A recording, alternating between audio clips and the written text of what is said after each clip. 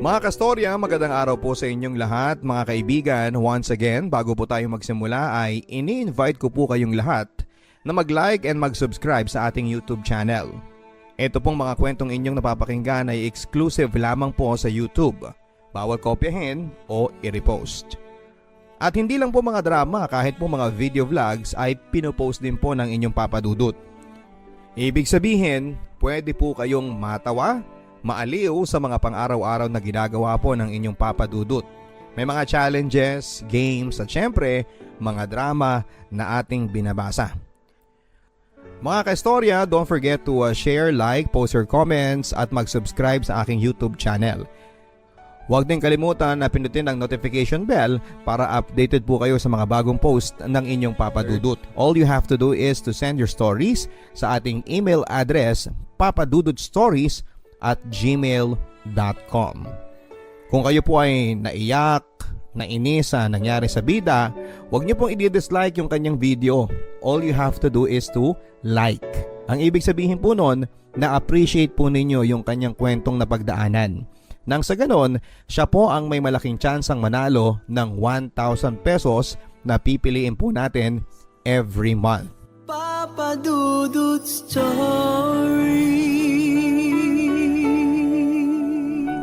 Sa ating kwento ngayong araw, ang anumang labis ay masama, tulad ng pagkakaroon ng libangan.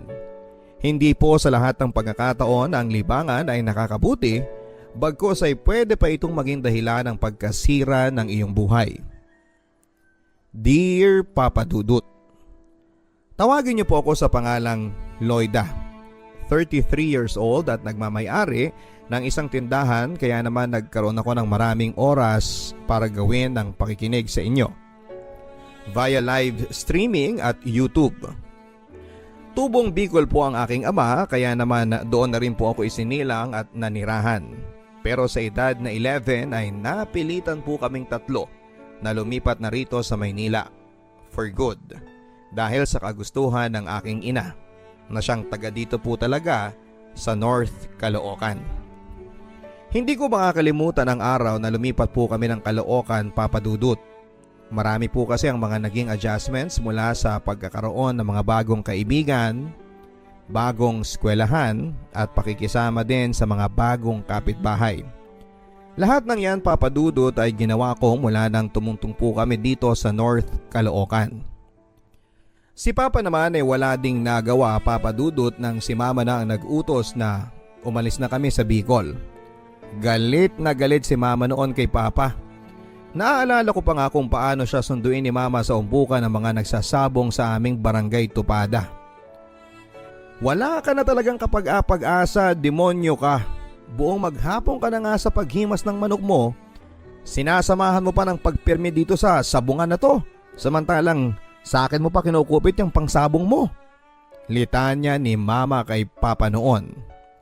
Natulala na lang si Papa noon sa sobrang pagkakapahiya nito sa mga kasugal niya sa Tupada. Madalas kasing inuungot lang ni Mama ang sentimiento niya kay Papa nang silang dalawa lamang. Pero marahil dahil napuno na si Mama, kaya nagawa niyang pagsisigawan at ipahiya si Papa noon. Isa pa sa kinasama ng loob ni Mama ay ang napabalitang nambababae daw si Papa. Mula noon ay hindi na tumutol si Papa sa naging desisyon ni Mama na ilayo si Papa sa masamang bisyo ng sugal at ng pambababae. Hinamon kasi ni Mama si Papa ng hiwalayan kung sakaling papalag ito sa kagustuhan niya. Biruan pa nga noon ng mga kalaro ni Papa sa sabong na hawak daw ni Mama ang itlog ni Papa. Mula noon ay sinumpa ko na ang pagsusugal, Papa Dudut. Ito kasi ang naging dahilan para iwanan namin ang Bicol na nakagisnan ko mula noong pagkabata. Marami din akong naiwang mga kalaro at mga kaklose na kamag-anak namin na araw-araw ay nami-miss ko. Hindi ako doktor pero masasabi kong nagkaroon ako ng trauma dahil sa sugal at bisyo ni Papa. Naiiyak na lamang ako noon sa tuwing nag-aaway ang mga magulang ko dahil sa bisyong sugal ni Papa. Palibhasa kasi ay only child ako. Kaya naman wala ako mapagsabihan ng mga nagiging sama ng loob ko. Kaya nga hindi ko akalain ang after ilang years at nang magdalaga na ako papadudot ay magagawa ko palang ma-in love sa isang lalaki na may pagkakapareho sa ugali ni Papa. Ang pagkakalulong sa pagsusugal. Walang iba kung hindi si Eman. High school pa lamang ay crush ko na si Eman papadudot. Kahit pa marami itong bisyo. Nariyang tumataya at nagpapataya pa siya ng ending. Hindi lang yan. Kahit pa karera ng daga ay nabalitaan ko na nakikipusta raw ito. Pambihira talaga si Eman. Nakikita ko sa kanya yung younger attitude ni Papa. Sinabi ko kanina na ayaw ko po ng sugarol. Pero bakit ganon papadudot? Parang nagiba ang pananaw ko sa buhay nang nakilala ko nga po si Eman. Lahat ng pwedeng pustahan, makikita mong nakalista ang pangalan ni Eman. Pero kahit ganun siya ay nagawa ko pa ring palampasin ang masamang pag-uugali niya. Aminado kasi ako papadudot na na-love at first sight ako sa kanya. Gwapo, may pagkamoreno, maamo ang mukha at hindi makabasag pinggan kung titignan. Ang kahawigan niyang artista ay si Cesar Montano. Yun nga lang, sugarol ang ultimate crush ko. Bumilang pa ng 1 taon bago kami naging close na dalawa ni Eman. Yun ay mula noong nakautang siya sa akin ng 500 pesos dahil sa atraso niyang hindi mabayad-bayaran. Pasalamat naman ako at binayaran niya ako kaagad. Kaya naman nakaulit pa siya sa akin ng pangungutang ng walang interes. At hindi rin ako na turn off sa kanya. Kahit sugarol pala si Eman ay mabuti naman siyang kausap. After that, siguro napansin din niya ako dahil yun nga, niligawan din niya ako eventually. Naalala ko pa nga na marami akong mga kakilala at mga kaibigan. Yung mga kaibigan na naming dalawa ni Eman ha, sila pa yung mga paulit-ulit na nagpapaalala sa akin na huwag daw akong kumuha ng bato na ipupukpok ko sa ulo ko. Lulong na raw si Eman sa bisyo nitong sugal. Baka unahin daw ni Eman ang mga bisyo niya bago pamilya. Mukhang hindi pa daw kasi nila nakikitaan si Eman na handa na ito sa seryosong pakikipagrelasyon. Pero ano pa nga ba ang magagawa ko papadudot? Na-in love ako doon sa tao. Isa pa after ng 1 linggo naming pagsasama as live-in ay nag-positive kaagad ako sa pregnancy test. Huli na noong nalaman ko na pinagpustahan ako ni Eman at ng mga barkada niya na buntis ako nung biglang tumaba daw ako. Hindi ko na nagawang magalit noon kasi si Eman naman ang nanalo sa pustahan. Nilibre pa nga niya ako ng Jollibee sa perang napanalunan niya sa pustahan. Pero kahit na ganoon si Eman na maraming bisyong sugal ay hindi naman niya kami pinababayaan ng anak niya. Sa katunayan papadudot dahil sa diskarte niya sa buhay, kahit wala itong permanenteng trabaho ay nakakakain kami ng 3 beses sa isang araw. At madalas ay may take-out pa at kain sa labas. Madalas kasi itong nananalo sa mga sugal o pustahang sinasalihan niya. At isa sa mga hindi ko makakalimutang pagkapanalo niya ay nang naka-jackpot siya sa bingo sa isang mall ng grand prize. Malaki-laki ang napanalunan ni Emma noon na cash prize papadudot. Sa katunayan ay doon na nagsimulang magbago ang buhay namin. Nakabili kami ng isang pampasadang tricycle, nagkaroon din kami ng mini grocery store at nagkaroon din kami ng lending business. 15% kaagad ang tubo sa mga uutang at another 10% sa remaining balance makalipas ang ilang buwan. Mas maigi na ito kaysa sa 5-6 kaya naman marami ang naiingganyong umutang sa amin. Wala nang masyadong maraming requirements. Limpak-limpak na salapi ang binibilang ni Eman sa pang-araw-araw mula noon at masasabi kong hindi rin pala masamang magkaroon ng asawang sugarol. Natagpuan ko na ang swerte at jackpot ng buhay ko. Walang iba kundi sa katauhan ni Eman yon. Papa Dudut Stories. Pero habang tumatagal, ay may napansin akong kakaiba kay Eman Papadudut. Nagsimula na itong maging lasenggero. Kung dati-rati ay pagiging sugaro lang ang nagiging dahilan ng away namin, ngayon ay tinatalakan ko na rin siya dahil sa pag-uwi nito ng gumagapang at lasing na lasing. May mga pagkakataon din na hindi na ito umuuwi ng bahay. Hanggang sa unti-unti na ring naubos ang pera namin sa bangko, na ibenta ko na rin ang pampasada naming tricycle. Sa mga pautang naman namin ni Eman ay wala na rin sa akin nagbabayad dahil sa tuwing sinisingil ko sila ay sinasabi nila na nakabayad na raw sila kay Eman. Etong si Eman, todo tanggi naman sa akin kung saan niya dinadala ang pera. Ang huling balita ko mula sa mga tsismosa naming kapitbahay ay nang bababae daw si Eman. Ayon sa bali-balitang nakarating sa akin ay college student daw ang naging babae niya. Bata, maganda, makinis at sexy daw at higit sa lahat ay mukha daw pera ang naging bagong chicks ni Eman. Panay daw kasi ang pabili nito kay Eman ng mga mamahaling sapatos, bag at bagong cellphone. Nanggagalaiti ako nang nalaman ko mula sa number 1 na tsismosa naming kapitbahay ang ginagawang milagro ni Eman. Kaya pala halos maubos na ang kabuhayan namin dahil sa mga bagong bisyo ni Eman. Pero dahil sa wala akong matibay na ebidensya ay ako na mismo ang gumawa ng paraan, Papadudut, para mahuli ko sa akto si Eman. Tumaiming ako, Papadudut, na sundan siya isang araw sa magiging lakad nito. Ayon kay Eman ay i-extra lang daw siya sa kaibigan nitong jeepney driver dahil hindi ito makakapasada. Siya daw ang papalit sa manibela. Pero laking gulat ko na hindi jeep kundi taxi ang sinakyan ni Eman kasama ng babae niya. Sa loob ng isang motel sila dumiretso. Inabangan ko sila ng 3 oras hanggang sa paglabas ng motel na yon. Saka ko sila kinuyog na dalawa. Halos manghiram yung babae ng mukha sa aso sa ginawa ko sa kanyang pagsampal at pagsabunot.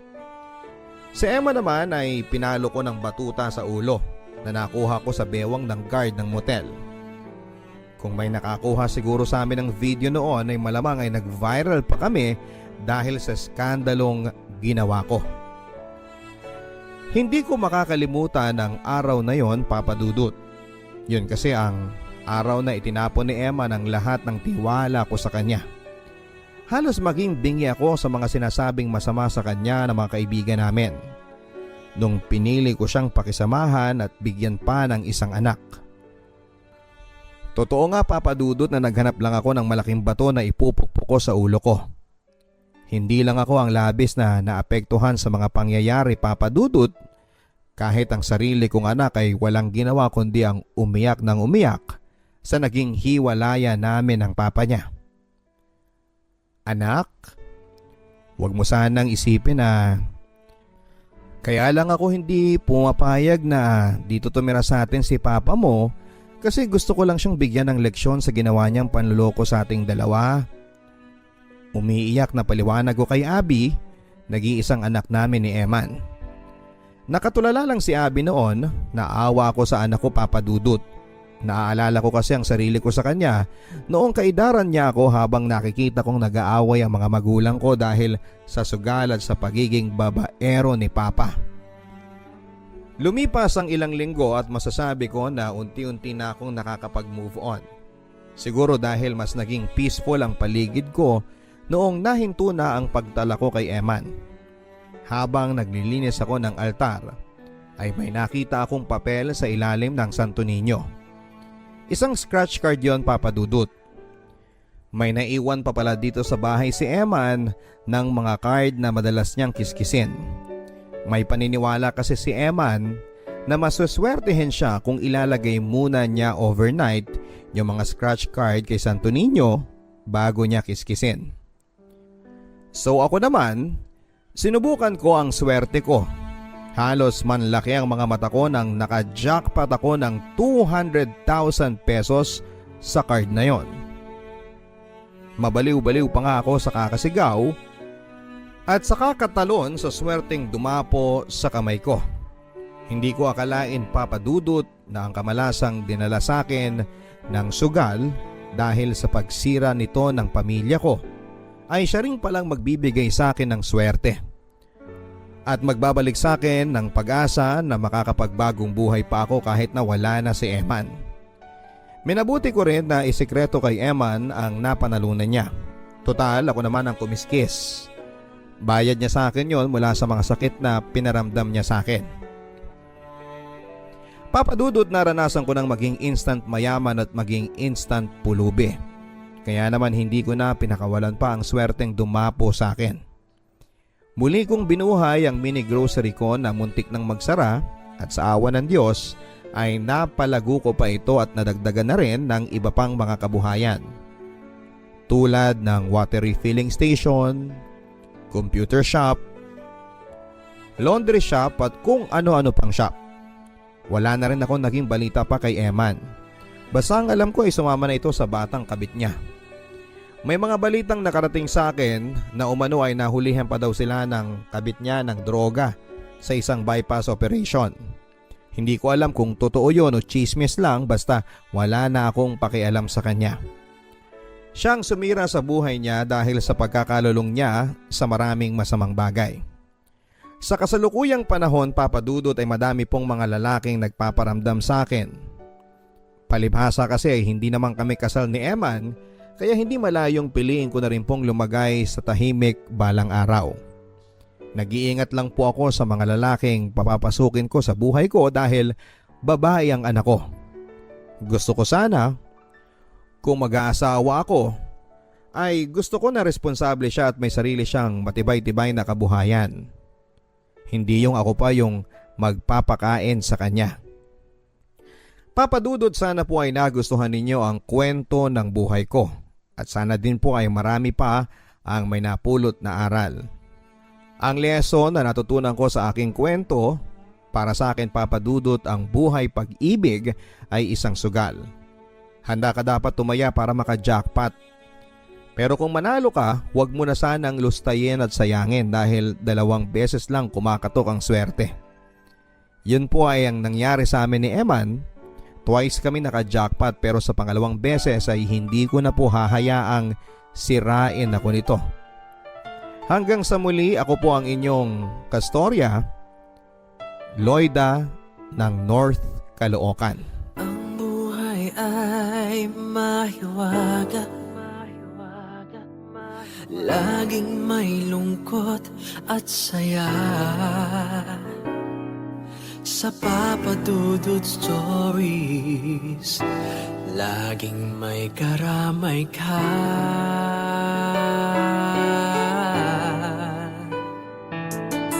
Mga problemang kaibigan, dito ay pakikinggan ka. Sa Papa Dudut Stories, kami ay iyong kasama. Dito sa Papa Dudut Stories, ikaw ay hindi nag-iisa.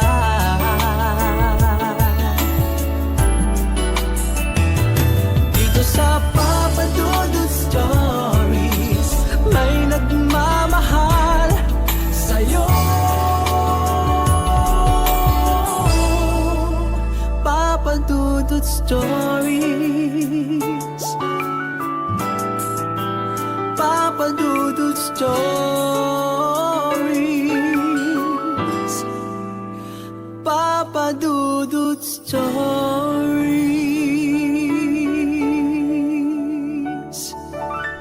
Maraming salamat, Loida ng North Caloocan, sa pagbabahagi mo ng iyong storya sa ating YouTube account. Tama ka, Loida, no? May mga swerteng dumarating sa buhay natin at nasa sa atin yon kung paano natin pangahawakan ang swerteng dumapo sa buhay natin. Napakaswerte mo nga lang na 2 beses na dumapo sa iyo ang swerte. Well, sa simula medyo minalas tayo, no, dahil hindi natin napanghawakan ang swerteng yan at yan din ang naging dahilan ng pagkasira ng pamilya mo. Pero tama ka, hindi mo na dapat sayangin pa ang ikalawang swerteng ibinigay sa iyo ng Diyos. At kung susugal ka nga sa pangalawang pagkakataon sa buhay pag-ibig, ingatan mo na hindi ka na matalo at magkamali pa. Hanggang sa muli mga kaibigan, ako po ang inyong si Papa Dudut. Ini-invite kayong lahat na mag-follow sa aking YouTube channel, pindutin ang bell notification at huwag kalimutang mag-subscribe. Mag-post din ang mga comments ninyo regarding our story. Again, meron po tayong 1,000 pesos na premyo na ibibigay monthly sa ating napakaswerteng sender. Kaya naman kung nagustuhan po ninyo ang kanyang storya, huwag kalimutang pindutin ang like button at mag-post ng inyong mga comments. Huwag din kalimutang manood ang ating mga live video vlogs para updated kayo sa mga happenings sa inyong Papa Dudut. Hanggang sa muli mga kaibigan, ito po ang Papa Dudut Stories. Ang sabi nila sa bawat malakas na bagyong dumarating sa buhay natin ay palaging may kapalit na maaliwalas at maliwanag na isang umaga. Yung mapapabuntong hininga ka na lamang ng malalim at mapapa-thank you kay Lord para sa napakagaan na pakiramdam pagkatapos ng isang malakas na unos ng pagsubok sa buhay mo. At naniniwala ako doon, Papa Dudut, dahil hindi lang isa o dalawang bagyo ang minsang dumaan sa buhay ko. Marami sila pero lahat yon ay kinaya kong lampasan. Papa Dudut, itago nyo na lamang po ako sa pangalang Sandra, 25 years old, taga Makati at nagtatrabaho bilang published writer sa isang kilalang publishing company na hindi ko na po babanggitin ang pangalan. Para na rin po maitago ang ilang impormasyon tungkol sa aking sarili. Papa Dudut, matagal na rin po akong avid listener ng inyong programa. At isa po kayo sa mga dahilan kung bakit at paano ako nagsimulang mangarap noon na maging isang manunulat. Hayaan niyo pong simulan ko ang aking kwento noong ako'y bata pa lamang. Isa po akong anak sa pagkadalaga ng mama ko, Papa Dudut. Nasa 4th year college daw siya nang ipinagbuntis niya ako. Pero hindi raw siya pinanagutan ng papa ko. Na kahit kailan nga ay hindi na niya nakita pa.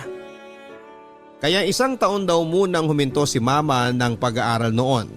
Mabuti na lang daw at mabait ang nanay niya at sinuportahan ng pagbubuntis niya hanggang sa makapanganak siya. Bumalik siya ng pag-aaral habang ako naman ay inalagaan ng lola ko na noon ay nasa probinsya, Papa Dudut. At nang makatapos nga po ng college si mama ay nagkaroon kagad siya ng maayos na trabaho at hindi nga po nagtagal ay nagkaroon na rin siya ng bago at sarili niyang pamilya.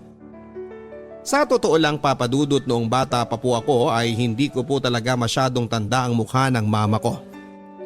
Hindi niya po kasi ako masyadong dinadalaw sa bahay ni Lola. At kung dumalaw man siya ay hindi niya ako masyadong kinakausap. O kahit niyayakap man lang. Papa Dudut, 8 years old po ako nang mamatay ang lola ko na matagal na nag-alaga sa akin. At sa halos 2 taon mula nang mawala siya ay naranasan ko kung paano ako pagpasapasahan ng mga kamag-anak ko. Dahil kung kani-kanino na lamang po ako pinaalaga ni mama para lang hindi niya ako masama sa masayang pamilya nila. Papa Dudut, kagaya po ng nabanggit ko kanina ay never akong naka-experience ang yakapin ni mama. Puro sigaw at minsan ay pananakit lang ang nakukuha ko mula sa kanya. Pero kahit na ganoon siya sa akin ay mahal na mahal ko pa rin po si mama. Dahil palaging sinasabi sa akin noon ni Lola noong nabubuhay pa siya na mahal daw ako ni mama. May dahilan lang daw talaga kung bakit ayaw niya akong isama sa bago niyang pamilya. Yun ay dahil hindi alam ng asawa at mga anak niya na nagkaroon siya ng anak sa pagkadalaga. Maswerte pa rin daw ako kay mama kasi hindi niya ako pinalaglag noon. Kaya yun po ang ipinagpapasalamat ko sa kanya. Kahit pa nga madalas ay malupit siya sa akin. Utang na loob ko pa rin sa kanya ang buhay ko. Papa Dudut, mabait naman ang tita ko na pinagbili na ni mama na mag-alaga sa akin. Nang umuwi nga po siya ng bahay at nakita niya akong umiiyak, ay kaagad niya akong niyakap at sinabi niya na huwag na akong malungkot. Meron po palang 2 anak na lalaki ang tita ko, pero ang panganay niya po ay palaging wala sa bahay. Matagal na rin pong patay ang asawa niya kaya masipag siyang magtrabaho para sa 2 anak niya. At dahil araw-araw din pong nasa trabaho si tita, ang bunsong anak niya na si Kuya Ryan ang palagi kong kasama sa bahay. Ang alam ko po kasi ay huminto na siya sa pag-aaral kaya naging tambay na lamang siya. Mabait naman po siya, Papa Dudut. At akala ko, isa siya sa mga tao na magpaparamdam sa akin ng pagmamahal mula sa isang pamilya. Papa Dudut, kahit na 10 taong gulang pa lamang ako ng panahon na yon, ay alam ko pong mali talaga ang gustong mangyari ni Kuya Ryan. Sinubukan ko pong sumigaw para humingi ng tulong pero sinikmuraan niya ako. Kaya nang hina na ako at tuluyan na niyang naisakatuparan ang kahalaya na gusto niyang gawin sa akin. Wala akong ibang nagawa kung hindi ang umiyak na lamang habang takip niya ang bibig ko at ginagawa ang mga bagay na gusto niya.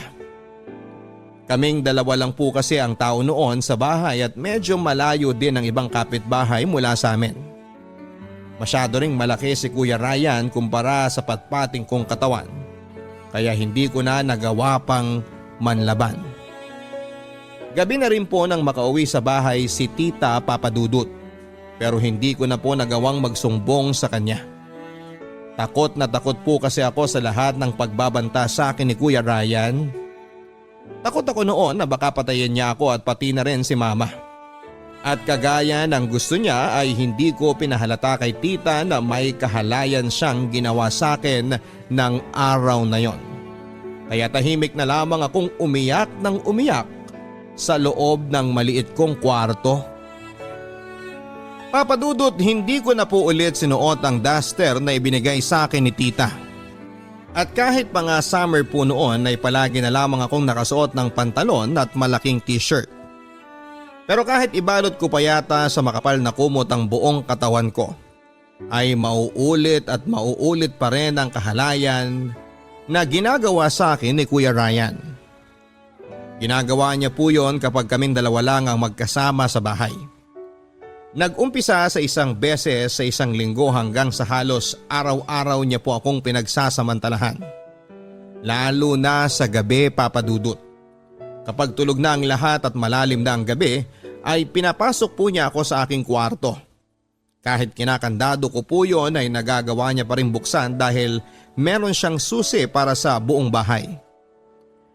Papa Dudut, gustong gusto ko na po talagang magsumbong sa tita o sa mama ko. Gusto ko na pong itigil ni Kuya Ryan ang kababuyan na ginagawa niya sa akin noon. Pero natalo po ako ng takot na baka totohanin niya ang mga pagbabanta niya sa akin at gawan niya ng masama ang mama ko kagaya ng paulit-ulit niyang pananakot sa akin. Papa Dudut, ng mga panahon na yon, pakiramdam ko po talaga ay mag-isa na lamang ako sa mundo. Kahit nandyan si mama o ang ibang kamag-anak namin, ay hindi ko naman sila matawag na pamilya. Dahil ni konti ay wala akong naramdaman na pagmamalasakit o pagmamahal mula sa kanila. Opo, mabait ang mami ni Kuya Ryan sa akin kapag nag-aabot sa kanya ng pera si mama. Pero kapag nade-delay ang bigay ni mama ng pera, ay ako naman ang pinagbubuntungan niya ng init ng ulo niya. Kaya nga po hindi ko na rin sinubukan pa na sabihin sa kanya ang ginagawa sa akin ni Kuya Ryan.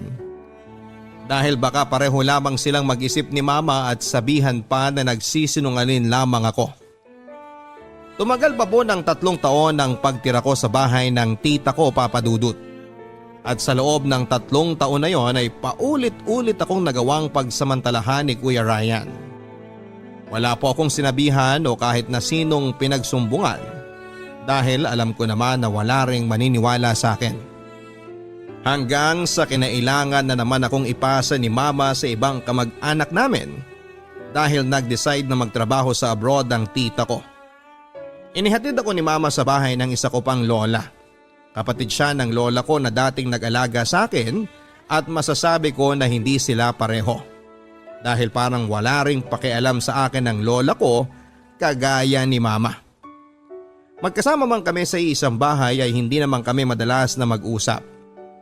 Pero nagpapasalamat na rin ako na kahit papaano ay naputol na ang kademonyohan na ginagawa sa akin ng pinsan ko. Kaya naman pinilit ko na lamang kalimutan ang masalimuot na parte na yon ng aking buhay. Masakit at mahirap pero ayoko nang paguluhin pa ang sitwasyon at pamilya namin. Pinilit ko na lamang na maging masaya kasama ang lola ko. Ang hindi ko alam, Papa Dudut, ay nakatakda na pala na maulit ang lahat noong 18 years old na ako. Papa Dudut, kagaya ng nangyari noon sa bahay ni na Kuya Ryan ay wala na ulit akong nagawa pa. Kung hindi ang hayaan na gawin sa akin ng dentista ko ang lahat ng gusto niyang gawin. Ang hindi ko lang maintindihan ay kung bakit palagi kong naririnig sa kanila ni Kuya Ryan na masisiyahan o mag-i-enjoy ako sa gagawin nila. Pero kahit kailan naman ay hindi yon nangyari. Dahil wala po akong ibang naramdaman kung hindi ang sakit at pandidiri sa sarili ko at sa kanilang ginagawa. Pagkatapos nga po akong pagsamantalahan ng dentista ko, Papa Dudut, ay pinagbantaan niya ako na huwag raw akong magsusumbong sa kahit na sino. Dahil kapag ginawa ko raw yon ay sisiraan niya ako at si mama sa mga katrabaho nito. Marami raw siyang koneksyon at alam niya kung saan nagtatrabaho si mama. Sinabi niya rin na close daw siya sa boss ni mama kaya kayang-kaya niya raw na ipatanggal sa trabaho ang mama ko. At kagaya ng dati, Papa Dudut, ay wala po akong kahit na sinong pinagsabihan ng tungkol sa mga nangyari. Muli kong sinarili ang pag-iyak ko pati na rin ang lahat ng sakit na naranasan ko sa kamay mismo ng dentista ko. Gustuhin ko man na may mapaglabasan ako ng bigat na nararamdaman ko. Isang tanong ang palaging pumapasok sa isipan ko. Meron pa bang tao na maniniwala sa akin at sa lahat ng mga sasabihin ko? Papa Dudut, hindi na ako nagsumbong pa sa ginawang kahalayan sa akin ng dentista ko. Pero hindi na rin ako bumalik pa sa klinik niya. Hindi naman ako nahirapan na maghanap ng bagong dentista para sa bakal na nasa ngipin ko. Kaya lang ay nahirapan po akong kalimutan ang sakit na parabang naging peklat na sa dibdib ko dahil sa ginawa ng dentista ko sa akin. Naging dahilan po yun para mamuhi ako sa mga lalaki. Pakiramdam ko po noon ay wala silang ibang gusto sa aming mga babae kung hindi ang gawin lang na pampalipas oras at parausan nila. Kaya nga po dumating ako sa oras na kung kani-kaninong lalaki na lamang ako nakikipagrelasyon. At ang mas masama pa doon ay kung kani-kaninong lalaki na lamang din ako sumasama at may nangyayari sa amin. Kaya may oras po noon na kapag gumigimik po kami ng barkada ko at nalalasing ako, ay wala na akong pakialam pa sa kung anuman ang gawin sa akin ng lalaking makikilala ko sa gabi na yon. Dahil pare-pareho lamang po sila na wala ng respeto sa akin at walang ibang gusto kung hindi ang magamit at pagsamantalahan ng katawan ko. Naging pariwara talaga ako sa buhay ko, Papa Dudut, at dahil maluwag naman sa akin ang lola ko at walang pakialam si mama sa akin ay nagagawa ko ang lahat ng gusto ko sa buhay at sa sarili ko.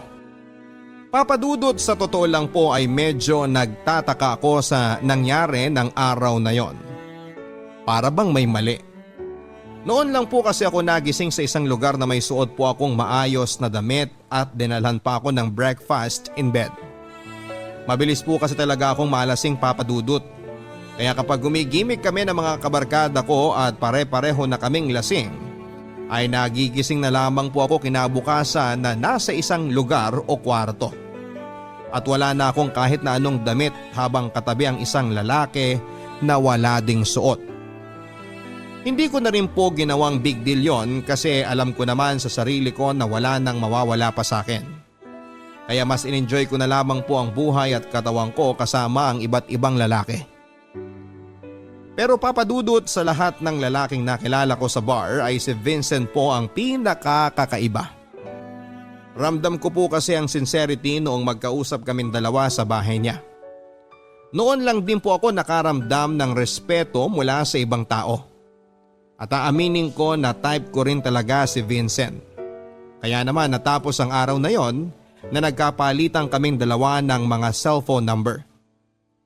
Naging madalas po ang pagte-text at tawagan namin ni Vincent, Papa Dudut.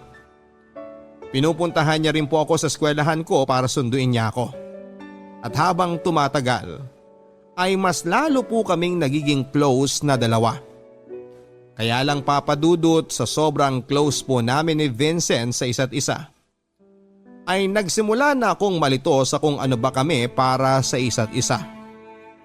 Madalas kaming magka-text ng mga salitang I miss you, gusto na kitang makitang muli at umabot na rin sa pagpapalitan namin ng message na I love you. Gusto ko nang i-assume noon na may relasyon na talaga kaming dalawa, Papa Dudut. Kaya lang ay pinipigilan ko ang sarili ko. Dahil ang nasa isip ko noon, kung gusto talaga ako ni Vincent, bakit hindi pa rin niya ako niyayaya na magmotel kami para may mangyari na sa aming dalawa? Kaya naman hindi ko talaga tinatak sa isipan ko na gusto o mahal ako ni Vincent. Hanggang sa isang araw na nagbar kami ng mga kaibigan ko at nalasing ulit ako. Hindi ko na masyadong alam ang ginagawa ko noon.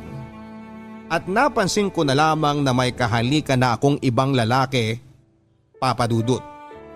Bigla pong sumulpot noon si Vincent at pagkatapos niyang suntukin ng lalaki na hindi ko na matandaan ang pangalan ay hinila na niya ako palabas ng bar. Papa Dudut, hindi po ako makapaniwala sa mga sinabi ni Vincent ng gabi na yon. Yung mga salitang respeto at pagmamahal na nararamdaman niya para sa akin. Kaya pala hindi niya kaagad ako niyayaya sa isang maliit na kwarto para may mangyari sa aming dalawa. Kaya hindi niya ako hinahalikan kahit na sinasabi niya na gusto niya ako. Kaya hindi niya sinamantala ang pagkakataon noon para magalaw ako dahil mataas ang respeto niya sa mga babae. At yon ang kauna-unahang pagkakataon na nakilala ako ng isang lalaki na kaya akong respetuhin, Papa Dudut. Yung lalaki na kaya akong mahalin sa kabila ng mapapait na pinagdaanan ko.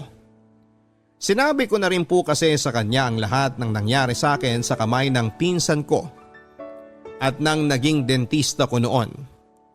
Ikinuwento ko sa kanya ang lahat ng hirap at sakit na pinagdaanan ko. Iniyak ko sa kanya ang bigat na nasa dibdib ko nang matagal ko nang sinosolo at tinatago. Nakinig lang siya sa akin, Papa Dudut, at inabsorb niya ang lahat ng bigat na nararamdaman ko. At pagkatapos noon ay niyakap ako ng mahigpit habang nagbibitaw siya ng isang pangako na kahit kailan ay hinding-hindi na raw ulit ako makakaranas na mag-isa. Nagagawin niya ang lahat para iparamdam sa akin na deserving din akong makatanggap ng pagmamahal mula sa ibang tao. Tinanggap niya ako, Papa Dudut. Tinanggap at minahal pa rin ako ni Vincent sa kabila na mga sinabi ko sa kanya na tungkol sa nakaraan ko. Mula ng araw na yon, Papa Dudut, ay naging opisyal na nga po ang aming relasyon ni Vincent. Mas lalo po akong nakaramdam ng pagmamahal at respeto mula sa kanya. Kung noon ay palagi akong nangungulila sa pagmamahal ng isang magulang, ngayon ay hindi na po. Lalo na nang makilala ko ang buong pamilya ni Vincent nang isama niya ako minsan sa isang family reunion nila. Mabait po ang pamilya niya, lalo na ang mga magulang niya. Kinausap rin ako ng mami niya at sinabi na ituring ko na raw siya na parang mami ko na rin. Kaya naman, Papa Dudut, wala na po akong mahihiling pa sa halos 6 na taong relasyon namin ni Vincent. Nakakatanggap ako ng pagmamahal mula sa lalaking mahal ko at mula na rin sa kanyang buong pamilya. Si Vincent din ang nagpapaalala sa akin na huwag ko raw sanang kimkimin habang buhay ang sama ng loob ko sa mama ko. Dahil kahit ano pa man ang nangyari ay utang na loob ko pa rin daw kay mama ang buhay ko. Sa totoo lang, Papa Dudut, ay hindi ko na rin po masyado pang naaalala ang bigat na naramdaman ko noon dahil sa pagiging walang pakialam sa akin ni mama. Ang mahalaga naman ngayon ay nandyan palagi si Vincent at pati na rin ang kanyang buong pamilya. Isa pa, Papa Dudut, kaya rin siguro nabawasan na ang bigat na nararamdaman ko dahil nalaman kong 2 taon na ang nakakaraan na nakulong ang pinsang kong si Kuya Ryan dahil sa pambubugbog niya sa kinakasama niyang babae.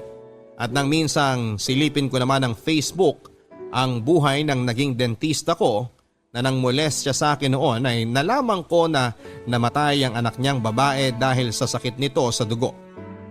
Noon ko naisip na may kanya-kanya rin talagang karma ang bawat tao at bumalik na sa kanila ang kahayupan na ginawa nila sa akin noon. Kaya naramdaman ko na oras na para magpatawad ako kahit na hindi naman sila humihingi ng tawad sa akin. Oras na para kalimutan ko ang masakit na napakadilim na bahagi ng buhay ko na ito. Papa Dudut, gusto ko lang din po magpasalamat para sa pagbibigay ninyo ng opportunity na maibahagi ko ang aking kwento. Marami po akong bagay na pinagsisihan noon sa buhay ko. At isa na po doon ay nang hayaan ko ang sarili ko na maging isang bulag at pipin na biktima sa karahasan ng masasamang tao. Naging mahina po talaga ako at takot noon. Pero ngayon po ay kaya ko nang lumaban. Kaya sana po sa lahat ng kabarangay natin na minsang naging biktima ng karahasan, huwag niyo po akong gagayahin na naging bulag at pipi sa katarungan na dapat ay noong ko pa na ibigay sa sarili ko. Lahat po tayo ay deserving na lumaban. Lahat po tayo ay deserving na irespeto. Dito ko na rin po tinatapos ang sulat ko. Muli po ay maraming salamat sa inyo, Papa Dudut, Sandra.